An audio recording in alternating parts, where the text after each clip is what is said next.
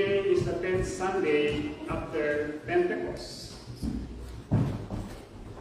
It also marks the beginning of our stewardship campaign, as the month of August is traditionally observed as Stewardship Month.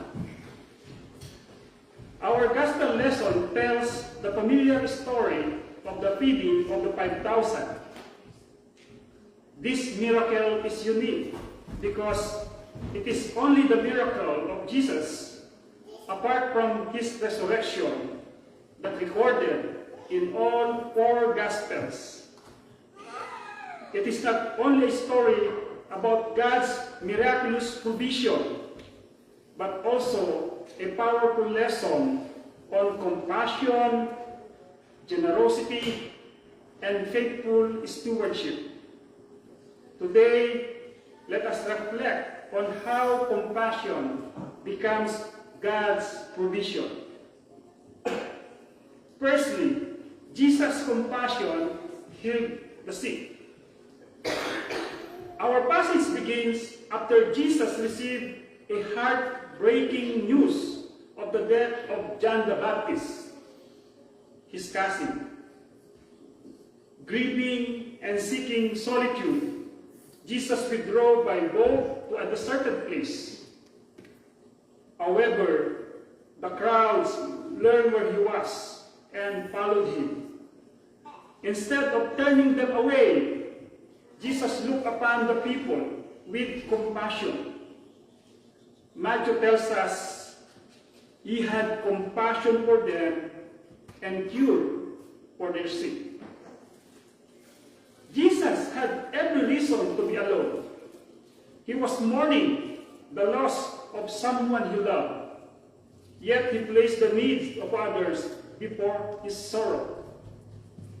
Through the Gospels, we repeatedly see Jesus moved by compassion. His miracles were never performed merely to display his power. They flowed from his loving heart. Compassion was not an obligation for Jesus. It was his very nature. This teaches us an important lesson. Compassion often requires us to look beyond our own pain to care for others. Even in difficult moments, God can use us to become instruments of his healing and love. Secondly, Jesus' compassion fed the hungry. As evening approached, the crowd remained with Jesus in the wilderness. The disciples became concerned and suggested that Jesus send the people away so they could buy food in the nearby villages. But Jesus gave them a surprising command. They need not go away. You give them something to eat. I remember a story of a doctor asked his new secretary, "Where is the next patient?" "Oh, I sent him home," the secretary replied. "Why?" the doctor asked. "Because he said he was not feeling well." So the disciples looked at what they had, only 5 loaves and 2 fish. From a human perspective, it was not enough. Jesus simply said, bring them here to me." He instructed the people to sit down on the grass, although it was a desert place. But there is a green grass all over the place. Then he took the bread, he looked up to heaven, blessed it, and broke it, and gave it to the disciples, who distributed it to the crowd. Once again, compassion moved Jesus into action. He understood that many of these people had traveled long distances. Sending them home hunger could have placed them in danger. Some might have become weak along the journey. Jesus cared not only for their spiritual needs, but also for their physical needs. Our Lord reminds us that true compassion does more than feel sympathy. It responds with loving action. Sometimes God asks us to offer what little we have. Like the disciples, we often focus on our limitations. Jesus, however, focuses on what he can do with what willingly placed in his hands. Thirdly, good stewardship leaves nothing wasted. Matthew tells us that everyone ate and was satisfied. About 5,000 men were fed, not including women and children, since only the men were counted in that culture.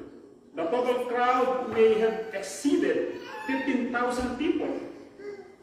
Yet, after everyone had eaten, there was still food remaining.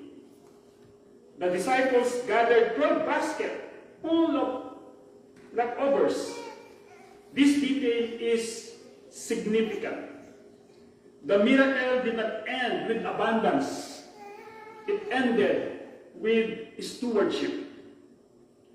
Jesus instructed his disciples not to waste what God had provided. The leftovers were carefully gathered, reminding us that God's blessings should never be taken for granted. Good stewardship means wisely managing God's gifts, whether it is our time, talents, finances, opportunities, food, or other resources. We honor God when we use them faithfully and avoid waste. Everything we possess comes from God. We are not owners, but stewards of His blessings. As we begin Stewardship Month, this miracle reminds us that faithful stewardship begins with gratitude. When we recognize God's abundant provision, we become generous, responsible, and willing to share with others.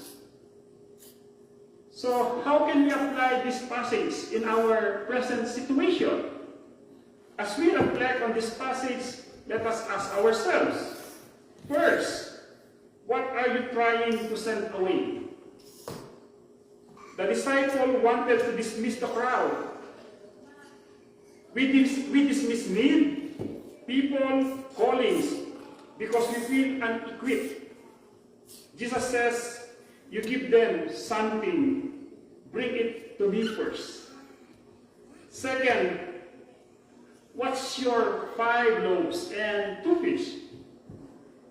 It feels small. Maybe it's time, talent, money, a testimony. Don't bury it because it is not enough. Bring it to Jesus. He does not ask for more than you have. He asks for all what you have. And third, are you willing to be broken? He blessed, then he broke the bread. God often breaks what he blesses to feed more people. That's painful, but it is purposeful. And fourth, who is God calling you to feed?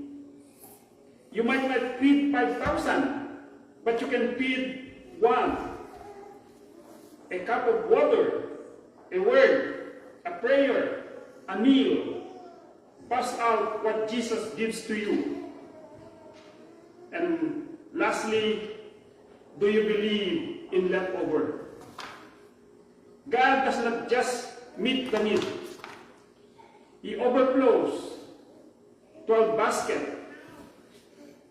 When you put what you have in His hands, He multiplies it beyond your calculations.